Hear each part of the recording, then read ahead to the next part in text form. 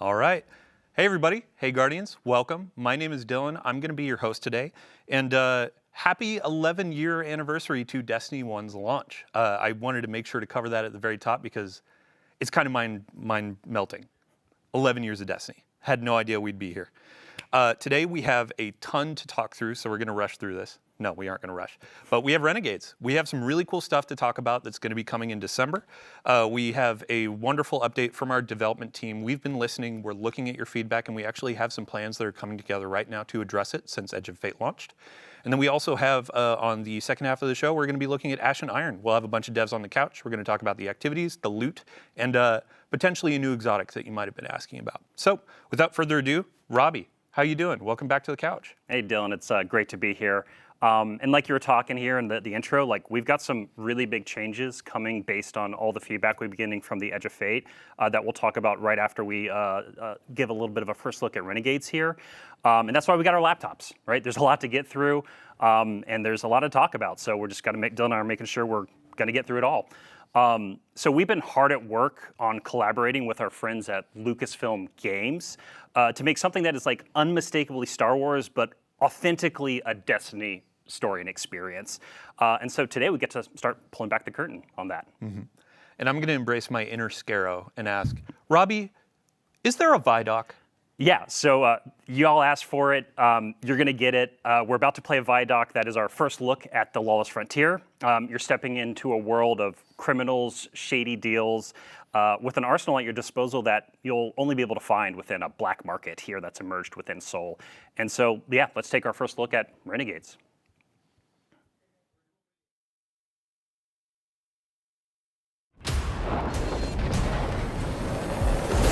Seeing how stunningly Star Wars it felt was electric. I just jumped into that walker and I just annihilated the encounter. Squeezing that trigger and feeling that blaster just go off, it was like a whole new world opened up for me. There's something really special here that we haven't really done in Destiny before. That ignition, that hiss, that sound. Oh, it's like that. Okay.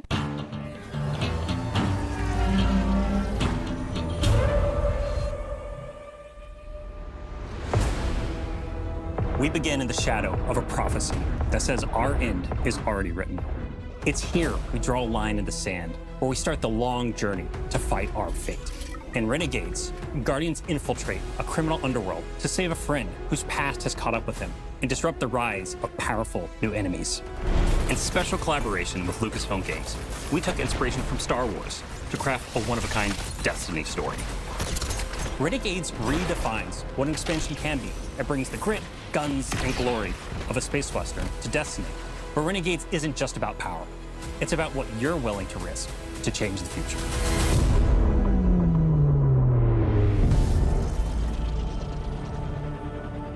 The folks at Lucasfilm were such great collaborators. They understood that in order for this to work, we had to find where the Venn diagram of our two stories meet.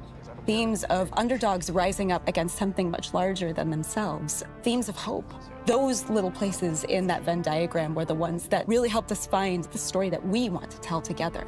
If you look at Star Wars and you look at Destiny, you can kind of see that parallel that exists. So for instance, our Dredgen, they're our Sith. Pretty Sithy. Yeah, and then you've got the Barrett Imperium, and they are very, very Empire-like. Yes. They have a huge appetite for expansion.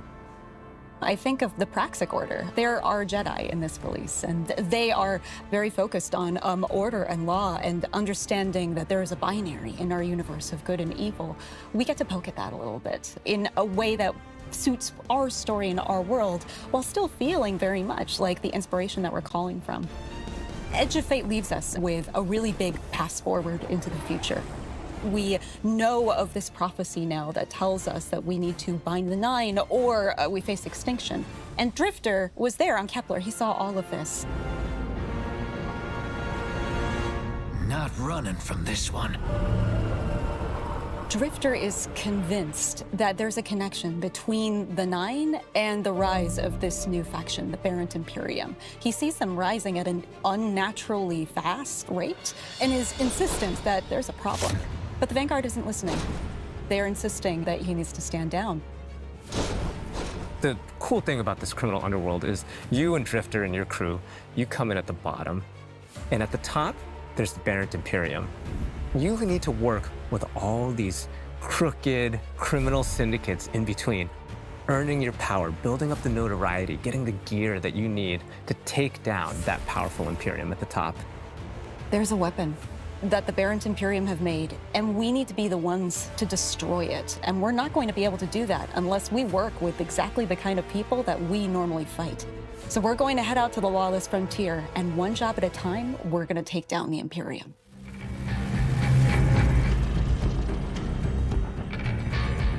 The lawless frontier is filled with big, chaotic, cooperative activities. You're gonna choose the job, you're gonna choose which renegade abilities you're gonna take into those jobs, and then you're gonna drop into the action with your team, smash up those objectives, get as many riches and treasures as you can, and then get out, or die trying.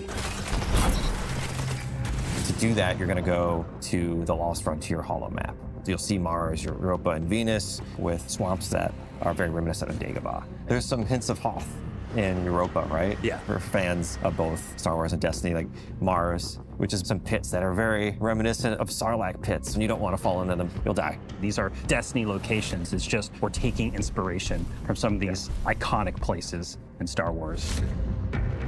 Let's say we go to Mars, and you're gonna pick a bounty hunting job for the Fallen to take out some Cabal.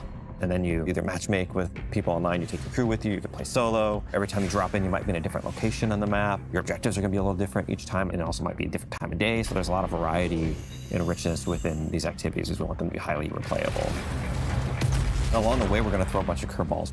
You might run into a missile tower that's trying to take you out from halfway across the map. And you have to like divert and take it out, and you get some extra credits out of that. Defeat your boss, get to the exfil with whatever time you got left. Call your ship in, all hell drops in on your head from the Cabal. Your ship flies in, you hop aboard, and you got to exfil. Over the course of the campaign and deep into the post-game of Renegades, you're going to be unlocking and earning a bunch of different Renegade abilities. We've got things like airstrikes, Cabal drop pods, vehicles like the Cabal walkers, interceptors, swoop bikes, turrets. We've got 9 abilities, 7 upgrades. There's a ton of stuff that you can bring in and just change how things play. It's like a tech tree of options. It's like a whole tree of options across support, defensive, and offensive abilities, so the player's gonna have a lot to play with here.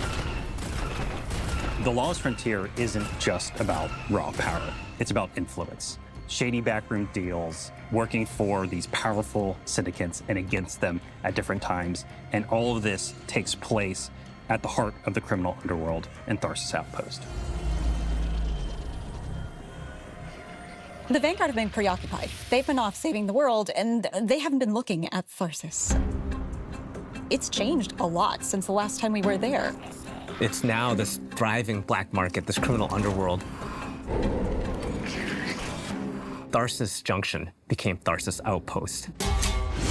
If you have an unsavory job that you need done, you can find it at Tharsis Outpost.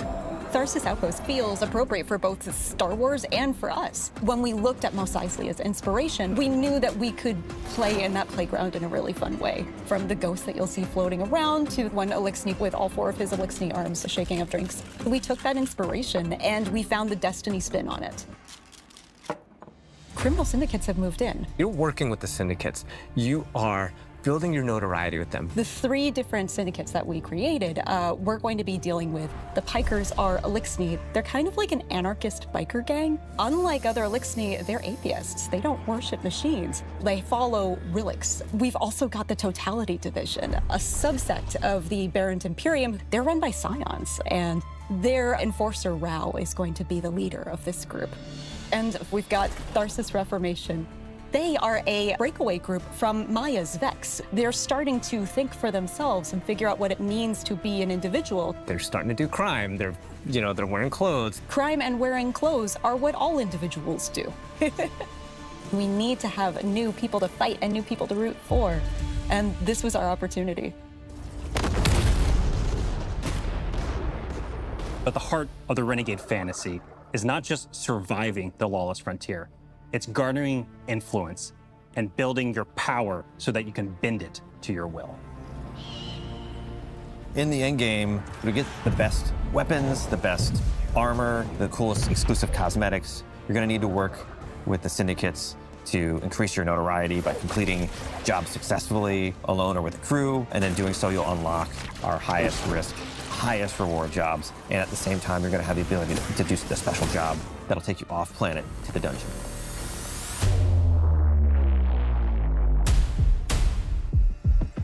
And you'll also unlock Invasion.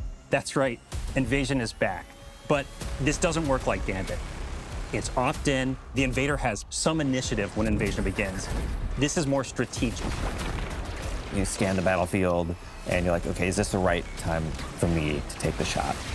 And what's the right tool for me to do it? Do I use an airstrike or a vehicle? Do I use a cabal walker? Just watch out for that double cross. Yeah.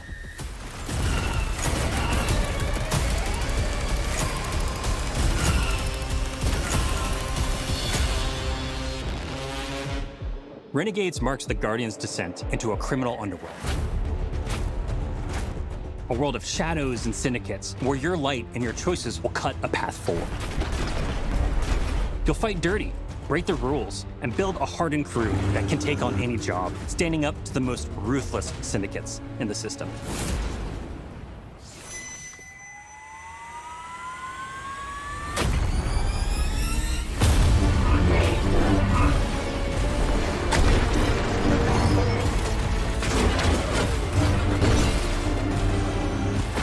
Even in the darkest corners of this world, there's still a glimmer of hope.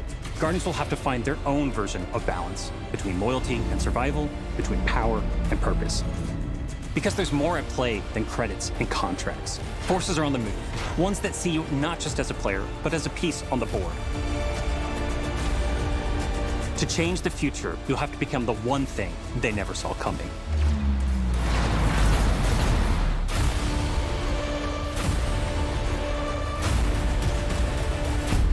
Start the engines.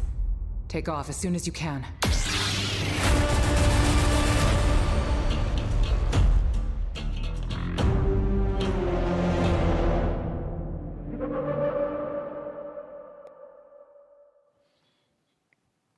All right, welcome back. Sorry, I love Vidocs. I gotta stop looking at chat. Let's get the show on the road. So pre-orders for the new Renegade Standard Edition start right now. And we actually have some added bonuses. Even if you pre-ordered the, what do we got? Year of Prophecy Edition, we have 2 additional cosmetics that are going live today with the patch. The Starside Introduction emblem and a new exotic ship, which we call the Renegade Leader. You're gonna see it on the screen right now, and I'm gonna ask a silly question. What are we looking at? I mean, I think we're kind of looking at something that looks like an X-Wing here a little bit, maybe a little red leader action. So, I mean, this is one of our homages, right? That's the team had a lot of fun with. So we wanted to build like an iconic ship, Dylan, that kicked off the road to Renegades here over the next few months. And what's cool about this is you're actually going to see your ship, whatever ship you have equipped, that's going to be flying by when you deploy your Renegade abilities in the Lawless Frontier. And also, you're going to be using your ship to go between different areas within the Plaguelands here in the Reclaim activity that's launching today as well. Awesome. So with pre-orders talked about, let's dive into the Vidoc. Robbie, where are we starting? Yeah, so I think it's like probably best. There's so much like to do a really kind of quick overview of what we looked at here. So Renegades thrust you and your crew into the heart of a lawless frontier that's emerged around Mars, Europa, and Venus, all new locations across those places. And you're trying to keep up with Drifter, ultimately, who's chasing startling visions of calamity and rumors of a powerful new Cabal faction that's rising, the Barren Imperium. That Imperium's installed themselves as top dog in the criminal underworld, and Drifter's convinced that the Nine is involved with the Imperium's rapid growth. It wouldn't be the first time the Nine have meddled in the background and done some crazy things with Cabal-related enemies. Anyway, so to deal with the Imperium, you're going to take on the role of a renegade. As a guardian, you're going to smuggle, sabotage, bounty hunt your way to the top of the lawless frontier, and that means you're going to be working with the shady syndicates to build your influence within Tharsis. But ultimately, like, this is for the right reason. You're being the bad guy to do the right thing because you can't really ignore this prophecy of extinction that showed up at the end of Edge of Fate. Yeah. So, I mean, you mentioned Drifter. We have a pretty stellar cast here, and there was a new character that we showed off in there. Yeah, we showed one of our new characters. That's a new member of your crew who comes from the Praxic Order, actually. And they've been tasked with tracking down reports of dredging activity across the Lawless Frontier. And they've also been tasked with keeping an eye on Drifter because he's been seeing and saying some crazy stuff lately. And this is all being done in defiance of the Vanguard, so this Praxic Order is kind of here to kind of be oversight of everything that's happening. We've got a bunch of new villains, too, alongside the criminal syndicates and their bosses, and we just don't want to spoil too much right now. We're going to have more on the story closer to launch. All right, so we've got smuggling, sabotaging, bounty hunting, wearing clothes, doing crime. It's important. Let's talk about the gameplay. Yeah, so being an individual means crimes and clothes. We've established that going forward. So one thing to make sure is clear here, in the campaign that has a bunch of story missions, it's going to introduce you to also the jobs that you'll be taking in addition to those story missions within the Lawless Frontier. So you'll be kind of climbing the ranks of the criminal underworld here because the syndicates are not going to trust you out the gate. You kind of have to garner influence with them before they're going to help you out in dealing with the Imperium. And so then at the conclusion of the campaign, once that Imperium's chokehold is kind of loosened on Tharsis and the Lawless Frontier, you unintentionally kick off a turf war between the three syndicates, because now they're all vying for power because you've kind of toppled the top dog of their power hierarchy. Yeah. And so let's talk about this. In December, the Lawless Frontier is coming. It's not just like a concept. It's an activity. Yeah, and I know we're showing something on screen right now that is when you go through this daily ritual of dealing with contested territory, you'll be able to target the syndicate you want to kind of take down in that moment. But ultimately, the Lawless Frontier is a new activity where you'll be carrying out a variety of those missions, those smuggle, bounty hunt, sabotaging. I think you kind of can tell what they're going to be all about just with the name of them. And this is you just partnering with and against the syndicates. And so it's fast, it's tactical, and it's going to throw a ton of enemies and a variety of objectives within each of these jobs at your fire team in new locations across Mars, Europa, and Venus. This is all about big, chaotic co-op action within the Lawless Frontier. Yeah. Cool. And then when you're working with the syndicates, I expect to be paid when I take on a job. Sure. What are they going to be giving us? Every criminal does. Yeah, right. You know what I mean? So, one thing just to talk about at the top, because Tom and I are really excited about this, the creative lead on Renegades. The Cabal have been dropping pods on your head for 8 years now, something like that. And so with one of our Renegade abilities, we kind of get to turn the table on the Cabal and drop one on them. It also supplies you some ammo and stuff too, some nice convenience there. But the campaign ultimately introduce you to a number of these abilities. And the turf war, you'll actually choose which syndicates you want to pledge to in order to unlock more abilities and a bigger suite of upgrades. Also, depending on which syndicate you're pledged to, there will be other bonuses and weekly shipments coming into Tharsis as well that you get to take advantage of. And so one thing I want to note too is that all of these Renegade abilities that we're talking about in the Vidoc, they're purely additive to your subclass abilities. The Renegade abilities do not override any of your other Guardian abilities. So your super, your melee, your grenade, that's all at your disposal on top of these Renegade abilities. We really wanted to lean into the idea of this fantasy of you working with your crew and the various roles you could play within the Lawless Frontiers of all these different type of jobs that you're going to be doing. Awesome. And then I have to give a shout out to James Sy. He's frankly one of the biggest Star Wars nerds I've ever met in my life. But he was talking about the blaster and that feel the first time he shot it. Let's talk about him. Yeah, I love that blaster, and because my personal joke is it's like Forerunner at home. It's kind of like a legendary version of that exotic, and it just feels fucking incredible. Oh, sorry, it feels incredible. Excuse me, for kids at home. So we're gonna have a weapons deep dive close to launch. I know I keep saying that. There's a ton of the Vidoc. There's even more we talk about in the next few months. But what we can say about blasters right now is they're new, powerful weapons in your arsenal, and they actually draw ammo straight from your reserves, Dylan. And so the mechanic of this is basically heating up the gun and then venting it out. So no reloading technically, but since you have to charge up heat and you have to think about overheating, it's a whole mechanic and has its own special reload associated with it.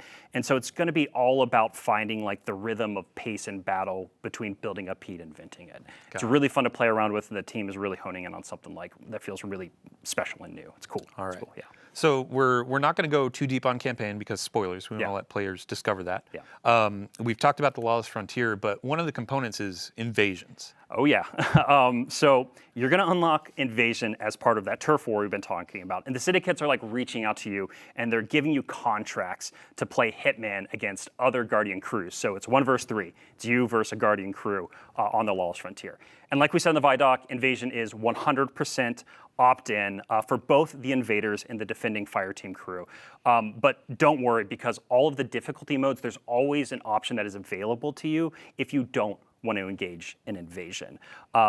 Yeah, we wanted to make sure that, because like even though some people love that PvE chocolate mixing with that PvP peanut butter, we wanted to make sure that if you didn't want to do that, there's always an option for you to do something else within the Lawless Frontier. And then if you do opt in, though, there's more rewards or incentive, right? I mean, yeah, you're like you're basically saying, hey, Fireteam, I'm open to having another Guardian come and wreck shop and mess my day up, right? And so you're taking a higher risk, so therefore there's a chance of higher reward depending on how you handle that, right? Cool. Yeah, I mean, so that covers gameplay effectively. We do have a dungeon. We showed a little tease, but again, no spoilers. We'll let you discover that on day 1. Let's talk about the last thing that players may have seen, or the first thing, honestly. We saw chat blown up. Let's talk about the saber. Right. So, yeah, this is Destiny's homage, right? It's our love letter to the Star Wars lightsaber. And we're calling it the Praxic Blade. Again, we'll be sharing a whole lot more closer to launch. I'm really sorry. I feel like a parrot right now just saying the same thing. But what I can say is that the Praxic Blade is going to be highly customizable in both gameplay and visuals. And so there's going to be a ton of parts and components that you'll be chasing and discovering throughout the Lawless Frontier, within the turf war, within the dungeon itself. And this is all about kind of making the Praxic Blade your own. And you saw it in the Vidoc, but the blade really does feel truly exotic right now. You can do things with it that no other weapon can do in Destiny, and I really can't wait till players get their hands on it here in a few months. Awesome. Yeah. Well, that's it for Renegades. We have 2 more big subjects to go through today, so thanks for running us through that. Of course. Our next section is going to be all about quality of life. It's going to be about a lot of the feedback that we've been seeing in the live game since Edge of Fate launched, and then after that, we'll be talking about Ash and Iron with another cast of devs to talk about a bunch of cool stuff. So, ultimately, we have quite a lot coming over the next few months. We're going to be talking about a bunch of high-level goals, objectives, some of our philosophy. We do not have a roadmap today, but we will have a roadmap in the next few weeks outlining our road to Renegades, which I've been calling it selfishly. So we'll figure out a fancier name for it at some point, but let's dive in. I think the first thing that I want to talk about here, let me get this up. I mean, ultimately, this feels like we're having a mini community summit on stream.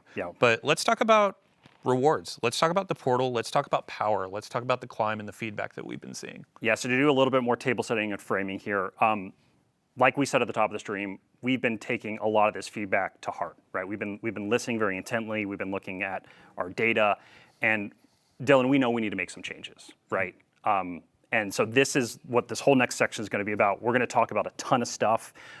Some of it, a little bit of it is going to come from Ash and Iron, a lot more in Renegades, and then even more in the future. And so coming back to the power climb, we want it to be faster, we want it to have improved rewards, and we really want it to highlight new and aspirational activities when Renegades launches. And so that means looking at the Renegades campaign and the Renegades jobs in the Lawless Frontier and the activities you do there, and making sure that they both feel like great sources of seasonal power.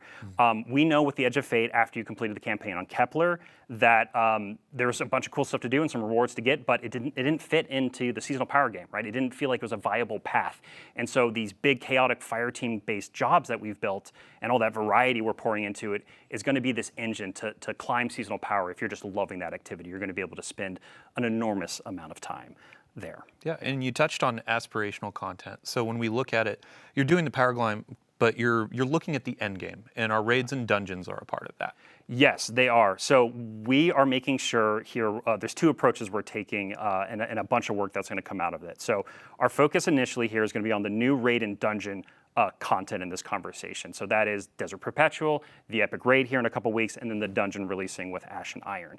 And so we want to make sure that those are more dependable sources of power, both from weekly challenges, some of which that are going to happen in Ash and Iron, But then also we're going to be looking at the power drops that come when you're completing encounters and looking to see if we can adjust those and juice them up a little bit. The other big area, because what we're talking about when we say aspiration is like in-game. You're doing an in-game thing. I should be rewarded for that. So with the launch of the Epic Raid for the Desert Perpetual and Epic Raid and then the dungeon afterwards, we're going to make all drops, the base drops you earn in that content, tier 3. Yeah. Yeah, and it's ultimately attesting to like players got through some of the power grind, they went into the raid and they were seeing tier 1, tier 2 drops, and that didn't feel like endgame loot. So did not. We're making this tier 3 is the baseline, but then you can build up to tier 4 and tier 5 as you add more challenge, add more difficulty. Yeah, and I think we hit on it, but I just want to make sure. We talked about improved rewards right around some of the newer content that is coming. This effort, though, is also being applied across the portal itself. And so, Dylan, I know you and I have talked about it a bunch. You know, we talked about solo ops, right? You mentioned Caldera. Yeah, let's talk about variety in the portal and more reasons or more ways to play. Yeah, exactly. And part of that theory right here is just like that thinking is we just have to improve the rewards, right? And so a lot of what we're doing is going to be about bringing the baseline of the reward experience with Renegades up to that, closer to that solo ops experience, and also really incentivize playing in fire teams more because, hey, we know Destiny's feeling lonely right now if all you do is spend time in the mines, right? And so we want to do we know we need to do a much better job at that. The other, just to go into that example, like we're talking about Caldera, it's a solo op activity, and players feel it is the most viable path to power. So a social game like Destiny, it is a problem where you feel like you should be playing alone for all the reasons. It's like, hey, sorry friends, you want to play raid, you want to play something else? Sorry, I'm going to go into Caldera and play alone. Yeah, we want to address that. We want to make sure Destiny is social, fun to play with friends, while still maintaining, hey, as a solo player, you can absolutely hop in, but we aren't going to make you feel worse. So example there too, we said, hey, we're going to tone down Caldera and solo ops. We're actually reverting that. We had announced it, we're taking that back, and as you said, that's the new benchmark. We're going to raise things up to feel like Caldera and feel rewarding like solo ops. Yeah, and we've already talked about that. We're going to do some of that in Ash and Iron. One of the other things we're looking at doing in Ash and Iron right now is taking our bonus engrams and having them just more consistently award power deeper into the climb and adjusting that. We're also, this is a good segue, I think, kind of into our next area where we can talk more about reworks we're going to be doing within the game and some changes we're making. So the other thing we're going to be doing with bonus engrams when Renegades launches is they're going to feed more into a weekly ritual. You know, a thing that you know when it launches, there's a bunch of stuff to do that's going to accelerate you into power climb. Yeah, I mean, let's talk about the effectively weekly reset, curated activities from Bungie. So you have a moment each week of, let's hop into raid night, let's do Grandmasters, things like that. Yeah, so the thing you're speaking to, Dylan, the thing we talk about a lot is like, yeah, clan night, raid night, right? We got to get that feeling of hey, I log in on Tuesday and there's just like a bunch of stuff to look forward to. And so a few ways we're going to do that is one with a new system that we're calling Vanguard orders that comes out in Renegades. So Vanguard orders are actually this like new objective system where you're going to be, and we should have a mock-up on screen right now. It looks like our monitor isn't showing the exact right thing, just our place in the studio, so I'm just going to assume it's working.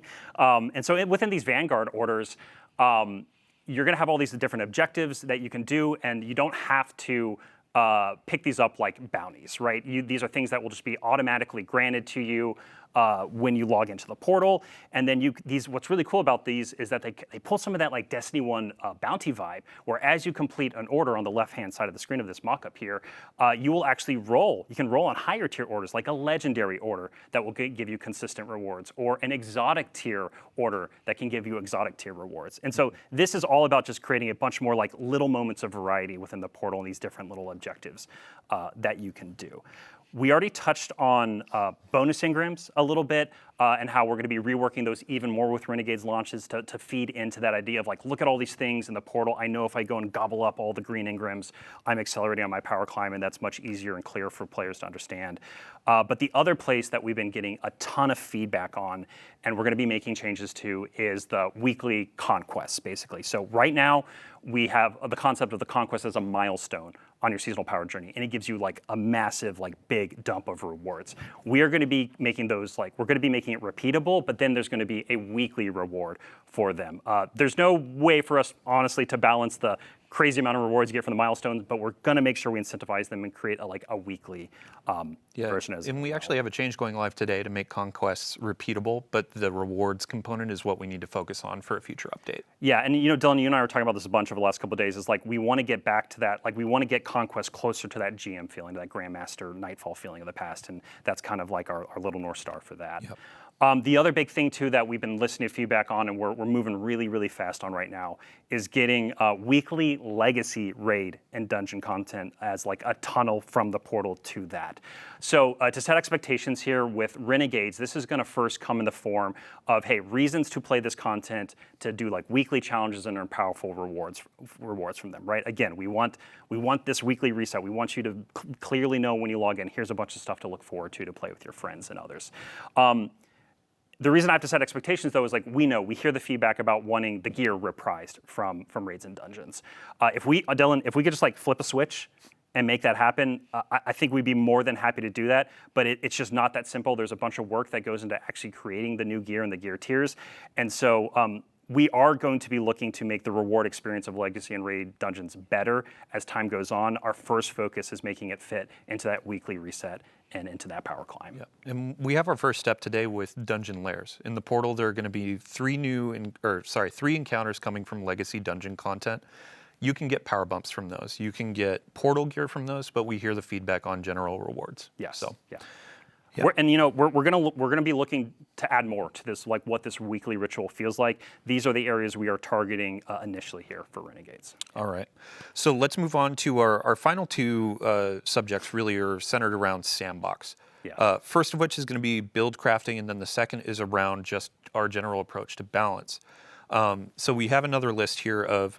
Honestly, we've been getting a ton of feedback around featured gear. We've been getting feedback around like legendary weapon tiering. What are we changing? Yeah, so this whole space is about expanding build crafting and gear chase. And we hear y'all. Like we hear that featured gear is far too restrictive for how you're playing the game right now. And so one of the big changes we're making is all exotic weapons and armor are going to be featured gear starting in Renegades. Mm-hmm. So the class items, your prismatic builds, they're back on the table. You don't have to worry about it anymore. You're not having to think about what exotic you put on. It's all about what build you want to craft, right? The other thing that we've been listening to a lot when it comes to the gear chase is like, hey, you might earn a tier 1, 2, or 3 weapon, a roll of a weapon you really love, your personal god roll, or the community saying this is a god roll.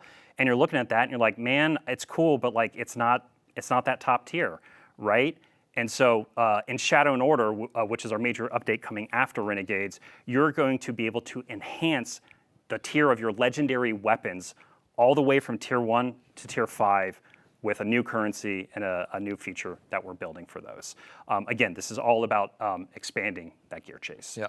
And before we get ahead of ourselves, like as a player, and I'm guessing in chat, people are saying, oh, so I should be keeping my tier 1, tier 2, tier 3 weapons. Where am I going to put these? What's going on with vault space? Yeah, so with Renegades, we are going to give you more vault space. That is the thing we're going to be doing.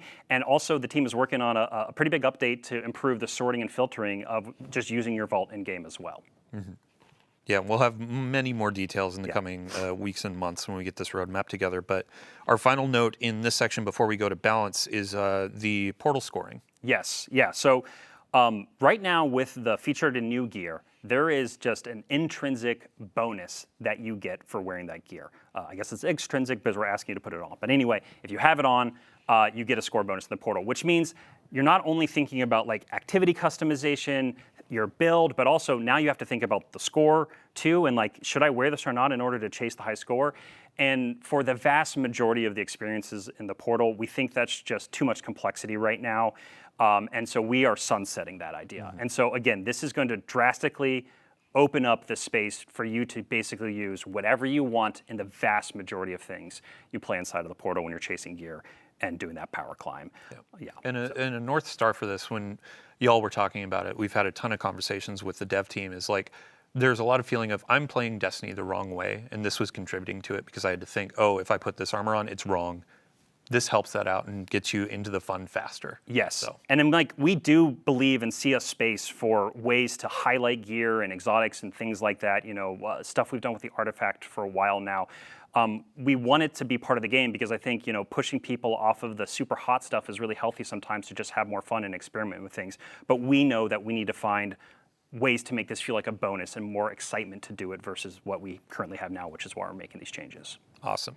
Yeah, and then our last section here for quality of life, let's talk about sandbox balance. Y'all have been really taking a lot of the feedback to heart since the announce of quite a few nerfs and some balancing, and you have some new approaches to philosophy when it comes to this. Yeah, so at the top here, one of the things we're doing is we're upgrading our internal process for kind of how we evaluate our buff and nerf policies and also the timing of which when we go out and do those. And so a big part of that here through Renegades launch is going to be non-critical balance changes are on pause right now. And so this is partially in reaction to obviously some of the sentiment around some of the changes we're making, but it's giving time for us to make sure that when we do start to do more balance updates a little more frequently again, we communicate honestly. We just need to do a better job about communicating about why we're changing something and some of the intent behind it. And the reason I speak about this, because you asked me this a couple times in our rehearsal, Dylan, it's like, what does non-critical mean? Sorry, I'm taking your words here. No. I'm just on a roll. We really want to make sure that we're still making balance changes, or if we have to ban something for that epic raid race or the dungeon race that's going to happen with Renegades, right? The quality of that experience is incredibly important to us, and we know it's incredibly important to y'all. And so, again, we're putting a pause on nerfs and balance changes for now, but if we really need to change something because it's critical for those upcoming events, we'll make changes. Yeah. And ultimately, it's like there are some things where you watch somebody go on a Titan and kill a raid boss in 2 punches. Like, that's critical. That needs to be toned down or balanced around. But other things, like we actually have a list here of we announced some tuning changes or nerfs that we're going to be reverting. Last week we were talking about Grand Overture and Queenbreaker. Yeah. We're reverting the changes there. Yes. And then we had some reworks to exotics like Stronghold, Chromatic Fire. We're going to be reverting those. And then as a part of this new initiative where we're looking at our philosophy, reevaluating how we do these things, we'll be looking how we approach it and how we communicate it. Yes. So exactly. Cool. And then final note to end on a high, honestly, like we've been talking about nerfs and all that. Let's talk about buffs. Yeah, of course. Yeah. So we've got some buffs. We've been working with the gameplay team around supers and subclasses that are going to be coming, some with Ash and Iron here in October, but then also in December with Renegades. And I think you've been talking with them a little more closely actually in the last 24 hours. Big thank you to Ben Womack, Eric Smith, Sandbox team. A couple notes, like we saw a thread where folks were saying, hey, the original 3 supers that launched with Destiny 11 years ago, happy birthday. Yeah. They feel a bit undertuned. And I saw a note where it's like Ward of Dawn, Titan Bubble. That needs to be brought up. Golden Gun. I know Warlocks are getting some abilities changes too. Some turrets. So turrets changes coming very soon. And grenades and other things too outside of turrets. So we will have a full list over the coming weeks. And honestly, it may build.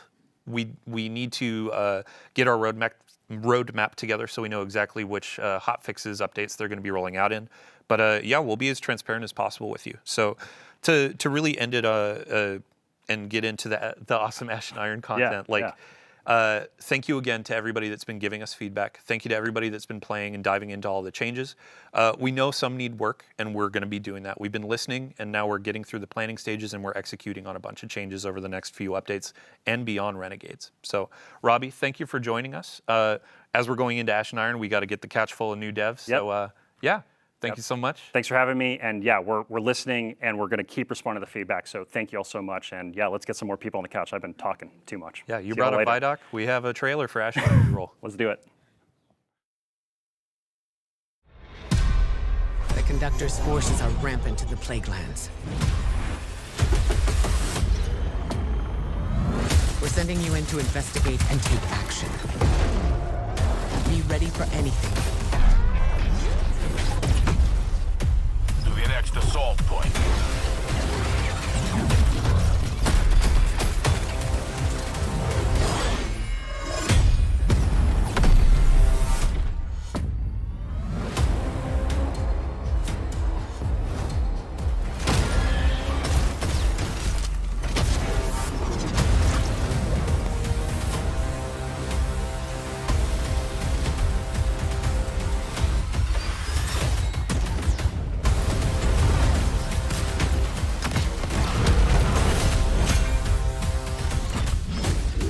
Make every shot count, my friend.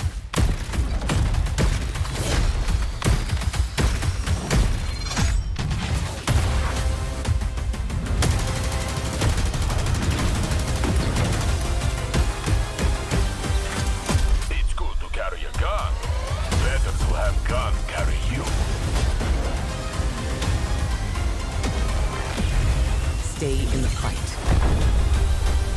We're almost home.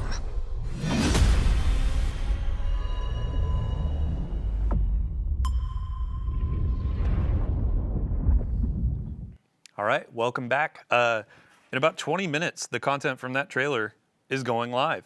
Let's talk about Ash and Iron. We have a bunch of really cool stuff coming with a new activity called Reclaim. We have a new introductory activity that's going to be giving you some insight into the narrative. We also have an exotic mission coming in October. Team's finishing up on that, and we're super excited for the weapon that's associated with that.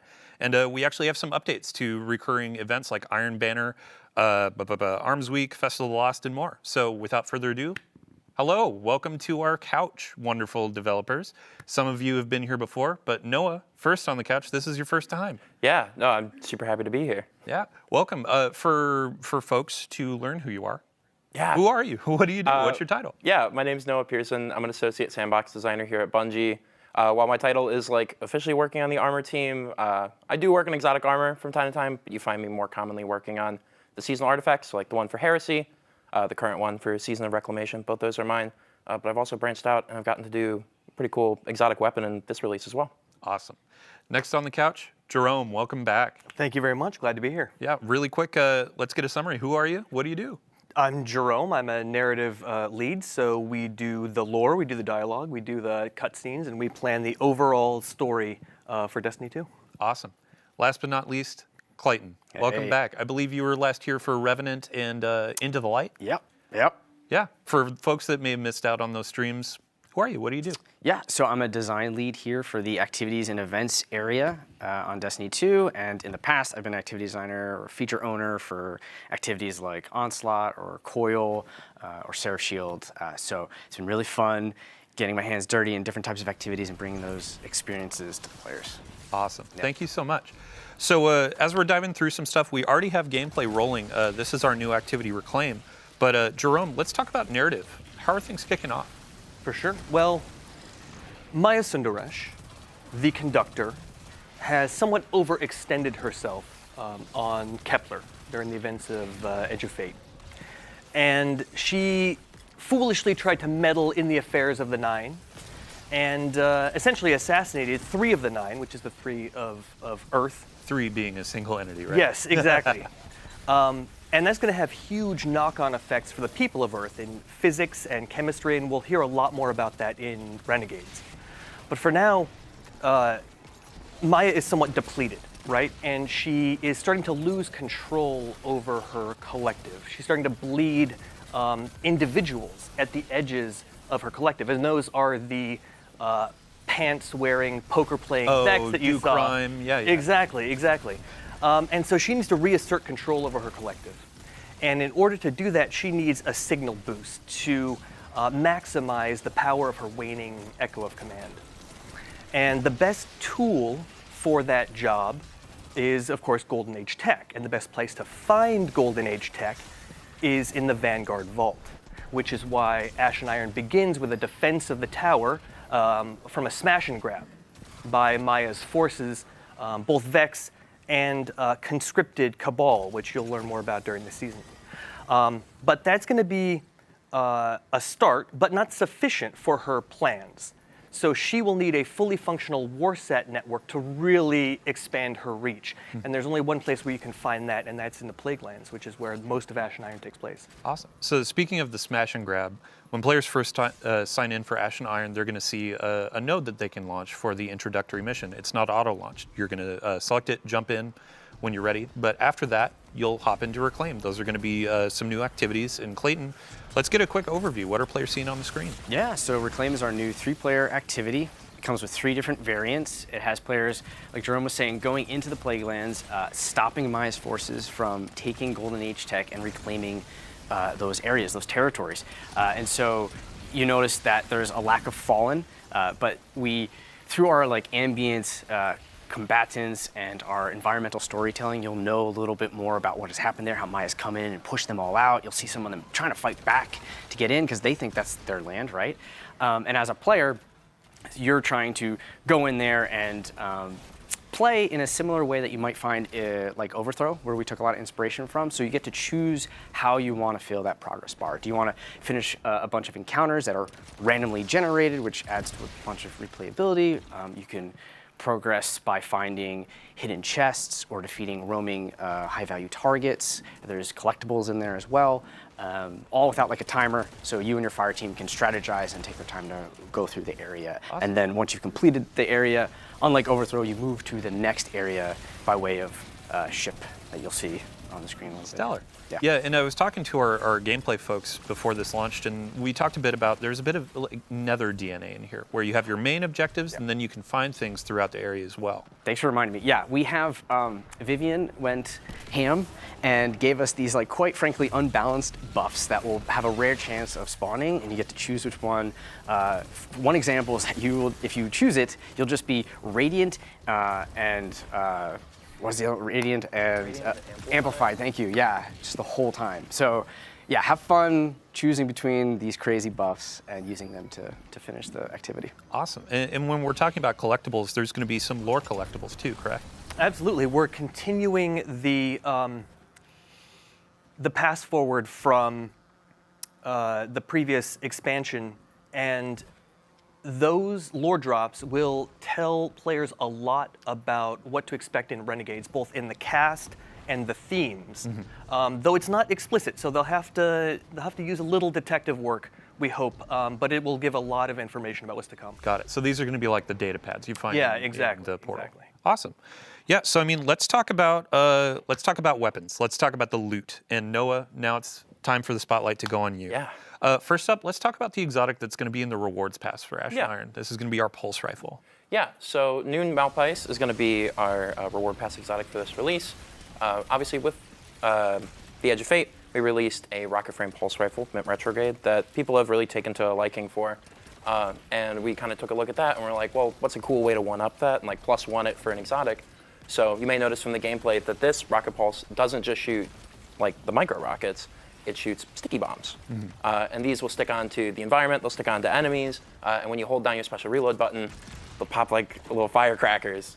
And it's really fun to just sort of like spray them out across like a group of guys, and then you like turn around, walk away from them, click the button, have them like pop all behind you, because cool Guardians don't look at explosions.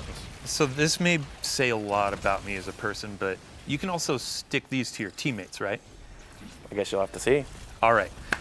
Okay, so let's talk about the next exotic. This is going to be tied to an exotic mission that's coming out in October, and I can already see you kind of getting excited, like Vivian was excited for the crossbows that we added. Let's talk about the Iron Axe. Yeah, he kept me waiting, huh? Yeah, so the exotic mission. Way back with Rise of Iron, like as a player, I remember like the YouTube videos coming out ahead of it of like YouTubers being like, hey, maybe Bungie's gonna give us this axe that's in the marketing, and like obviously didn't come to pass in that release, and like come final shape, Crow's got it, and I, much like many people, were like, man, I want that axe. When's my turn? Like I want that thing.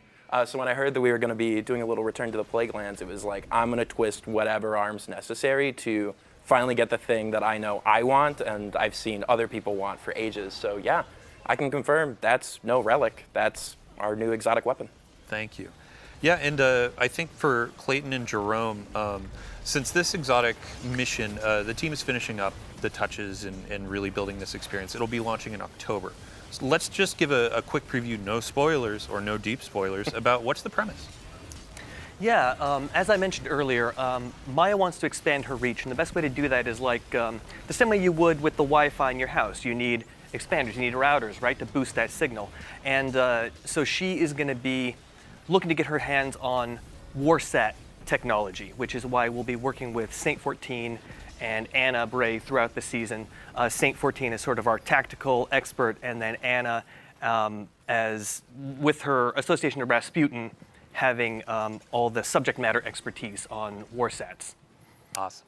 And not to get too deep into spoilers, but you will be working with 3 of Kayatol's Scions specialists in the mission. So, man, I can't wait. Yeah, October can't come soon enough. So let's come back to day one. I keep checking my watch here. 10 minutes, 11 minutes until launch. We also have a slate of legendary weapons that are going to be coming out. We have some armor sets in the portal that are going to have brand new armor set bonuses, but we also have brand new weapons. Yeah. And I know a couple of these things are kind of complementary to exotics. Yeah. So with Ash and Iron, we as Sandbox were like taking a look at some exotics we wanted to bring up, and we talked about Mida and Sturm getting some updates to bring them up to that modern parity. But like when those weapons came out during year 1, they came with their paired weapons, and like during that time, it made sense, like to have 2 primaries. That was what the game was. So when we were taking a look at like bringing them up to modern Sandbox standards, we were like, well, we should probably hit it for the paired weapons as well too. So we took a look at some of our other special archetypes, and we're like, what could we set up for this? So with this release, we've talked about them, I believe, in the TWID, but we are going to have a rocket frame Drang Unfall, and a new like lightweight Mida macro tool shotgun. And both of them have perk pools that kind of key off of being those paired weapons. So like Mida macro tool has Discord and Trench Barrel, and it was really fun to like run that with Mida, because then you have like, you pop a couple guys to get those like attachments onto Mida, and then you switch and you have Discord proc, and you like slap a guy, and then you just start able to like pump into a bunch of dudes. And it's got the really cool draw animation from Wastelander back during 30th anniversary, so you get that cool like cowboy draw. And it's so fun to run around. And the sidearm is arc, correct? It is our second arc rocket frame sidearm. It's got a pretty big mag size, so instead of volt shot on this one, it has jolting feedback, which is pretty fun to plug a couple rockets into a guy and have them jolted, and then pop them with like a really powerful Sturm shot. Awesome. Yeah, and these are going to be added so through the portal. Reclaim is going to be living in the portal in the fire team area, and that's where you're going to earn some of these. We also have Crucible Ops is going to be the source of the shotgun, and then a couple other things as well that you'll discover in just a few minutes here. So let's move on. Our last conversation, or our last topic of the day, is going to be around events, our recurring events. And the first thing that kicks off is actually a new one to celebrate Reclaim. And Clayton, what are we going to be doing today? Yeah, we're launching with New Territories Reclaim. It's a new standard event that will highlight a new activity. And so we do that with our daily challenges, weekly challenges, or it's for a week, so 1 weekly challenge, and then it has its own reward track and an event home that you can launch the activity from as well. Awesome. And then I believe it's next week, we also have Iron Banner coming back. That's right. So is that also going to have an event home? Yes, it'll have event home.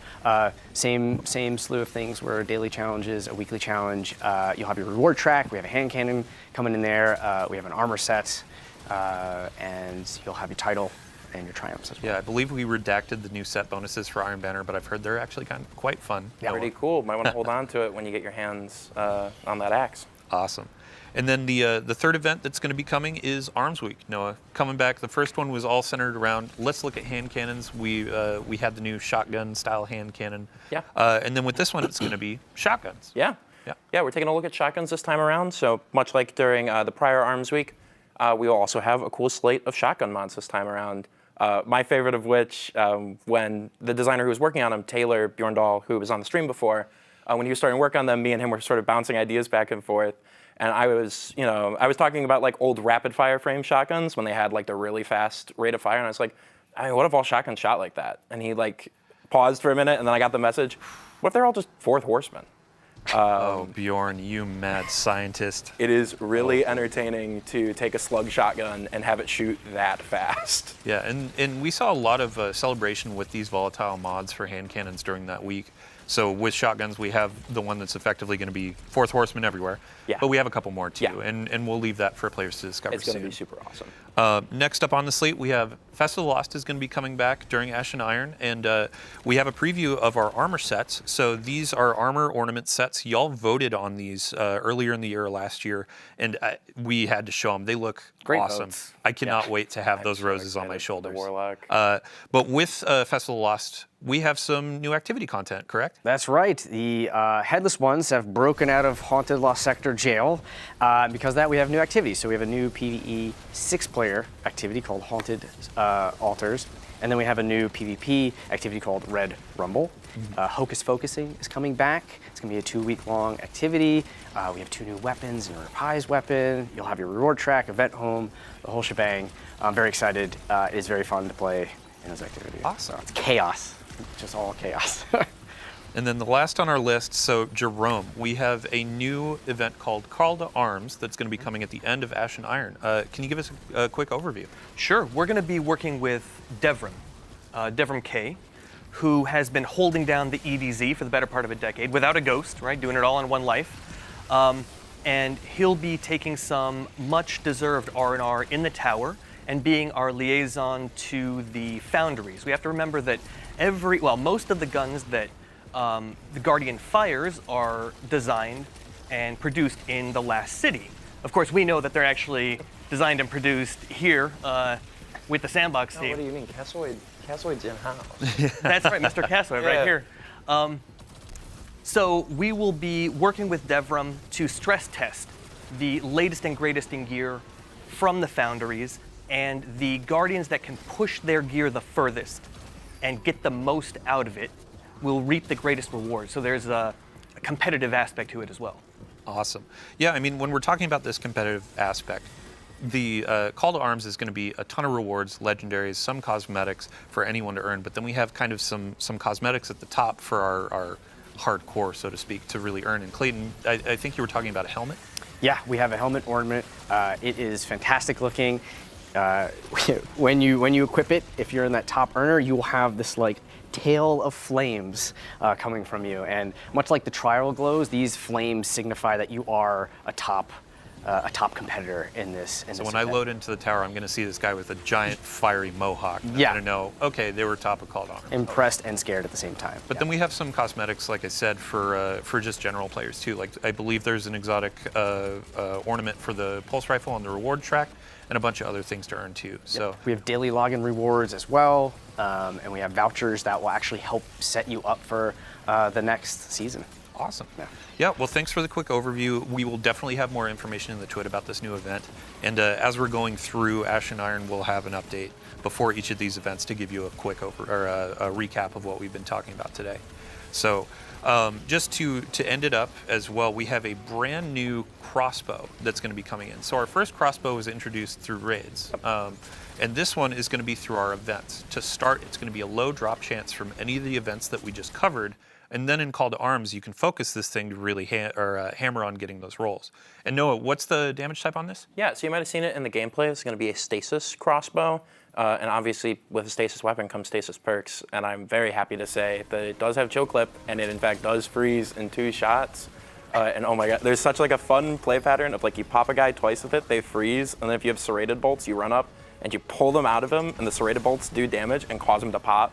So you just like put him in a major, and you cause him to explode and hit all the dudes around him. And it was an oddly fun play pattern of just running around and blasting people that I got quite a few giggles out of in playtests. I can't wait.